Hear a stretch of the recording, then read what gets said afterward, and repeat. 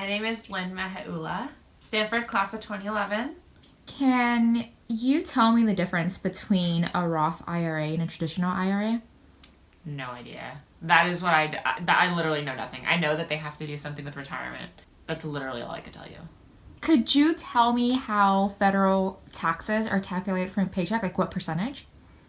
I believe your taxes for federal are based on an income bracket. And so I believe I'm in the 15% bracket. All I know is that when I get my paycheck, it looks literally like half of it's gone. I realized how important it was for Stanford to have a financial literacy program after a fireside chat Carrie Schwab led for Stanford Women in Business. After the chat, Carrie asked us whether we all knew what an ETF was. I was surprised to see that only 3 of the 30 people who were there knew what it was, despite the fact that many of them had interned at big banks. Financial literacy just is a basic life skill that everyone needs to have to be successful and to thrive in the real world. But it's not necessarily a skill that's common knowledge, and not everybody learns it from back home or from their friends or family or even here on campus. It seems like on campus there isn't a lot of guidance or a lot of places to turn to when you have a question about financial literacy. As part of the Mind Over Money board, I picked up concepts like Roth IRA and ETFs and the real serious importance of a credit score.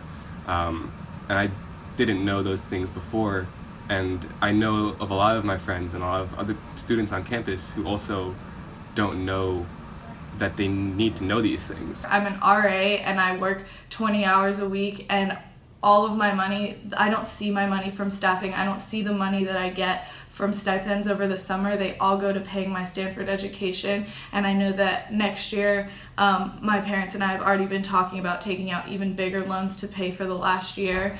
And all of those loans are in my name. And I just see the emails come in that say, like, from Great Borrower Lakes, like, this is your loan statement. And I don't really know. I just leave them there. I don't know what they mean. I don't know when I'm supposed to start paying them, what I'm supposed to do for them, and it's just like really stressful to know that I have thousands upon thousands of dollars to pay, and no one here is telling me like how to do it, what I'm supposed to do, that I'm gonna be okay, like how I should start saving for that.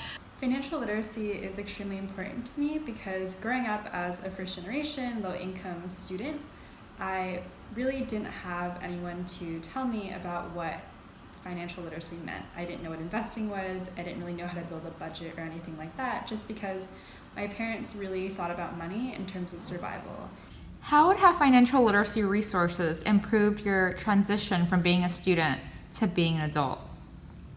There are a lot of things that come to mind. The first of which is just when you first get that offer letter and the fact that you can negotiate. And then after I accepted the offer, actually using benefits, so having to do insurance by yourself for the first time, and not only like having to like manage insurance and figuring out doctor networks, but also picking insurance, deciding like which is the best plan for you. And I had to like talk to a lot of friends and kind of see what they were doing, but then I kind of didn't know if I was making the right decision or if we were just making the same mistakes.